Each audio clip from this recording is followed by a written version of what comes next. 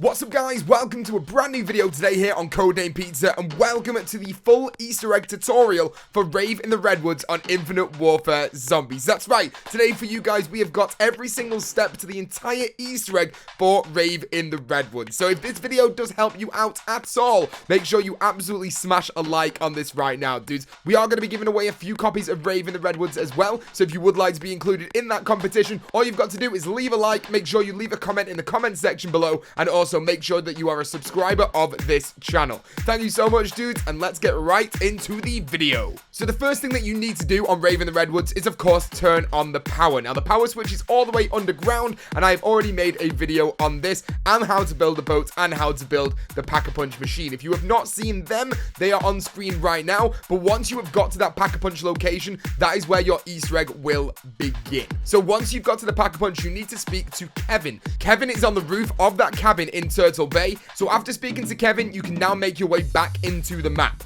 After speaking to him, a piece of a picture has now appeared inside of the map. This picture always spawns in the exact same place, and you guys can find it where the rave location is, just behind the giant mannequin statue. Once you picked up that picture, you can chill out for a little bit. You need to start really focusing on getting the crossbows. Now, the crossbows in this map are essential for the boss fight, so definitely start work on them. Make your way back to Kevin. Kevin is still inside of the cabin on Turtle Island, and go over to this toilet right here.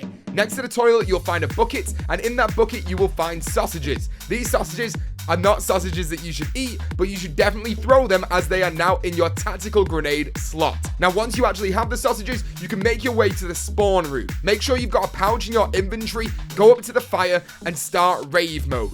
Once you're in that rave mode, you can then walk up to this deer head or elk head on the wall right here and throw the sausage at that elk head. It will fly off the wall, and then make sure you shoot the back of that elk head, and it will drop the symbol on the floor. Pick up that symbol, and you'll notice that one of the locks has now come off the picture for the bows in the bottom corner of your screen on the inventory screen. So you've got 2 more locks to go and 2 more elk heads. The next one is inside the mess room. Just go over to it once again, throw the sausage inside of rave mode, and then shoot the back of it and pick up the symbol. And the final one is over in the owl camp inside one of the cabins. You have to throw it from the window, hit the elk head, and then it will fly outside, shoot it, pick up the symbol, boom, you have now got one of the crossbows. Now it's time to go and use that picture that you picked up before. Go and make your way over to this ritual site right here, right near where the totem pole has fully fallen over, right near the spawn area. You'll find that walking on the grass right near there, you'll be able to find place item here. You're going to be placing down that photograph and starting a ritual. Now, all zombies are now going to start running after you, and you are now in rave mode.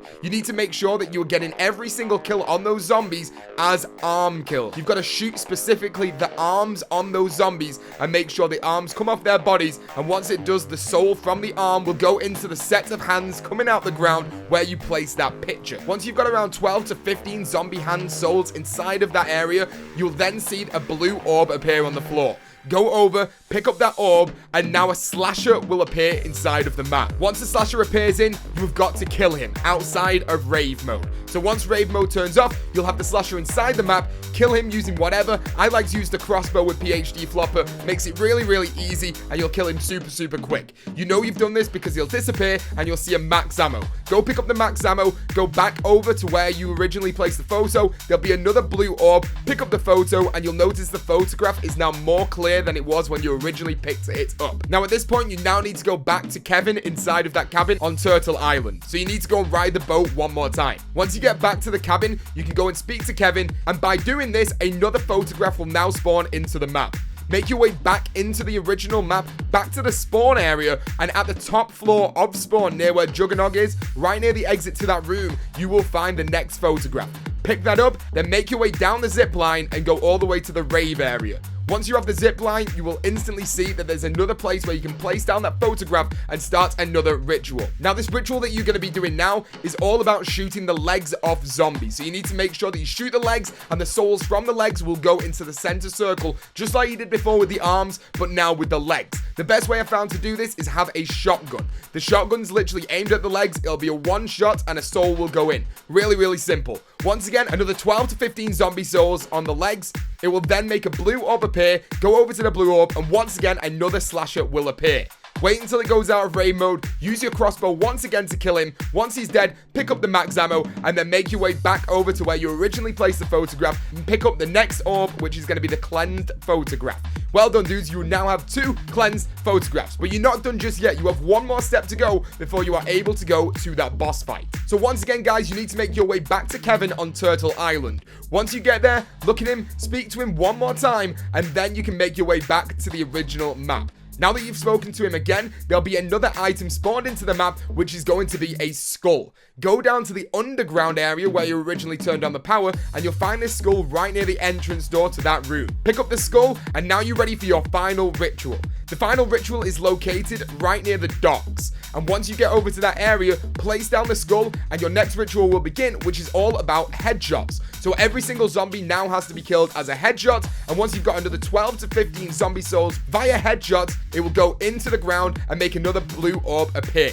This is obviously going to be another slasher spawning in, and once that slasher is killed, grab your max ammo, grab the cleansed skull, and now you are ready for the boss fight. Before you go to the boss fight though, you may as well upgrade the crossbow. Now to upgrade this crossbow, you needed to make sure that you picked up one of the animal statues and go and place it down on the speaker next to the rave. Once you place that down, wait 1 to 2 rounds and then go back and collect it again. Now go and find the corresponding animal statue. As you guys see right now, I am using the wolf, so I go and place it down in the wolf statue area located near the wolf cabins. Place it in front of there, get a load of kills. It's around 20 to 30 kills with your crossbow in front of that statue. And once it's done, go over, hold down square, and you'll be able to pick up your upgraded bow. Now, there's one more step before this boss fight, and that is to go down into the underground area where you originally turned on power, and you'll find this button on the wall.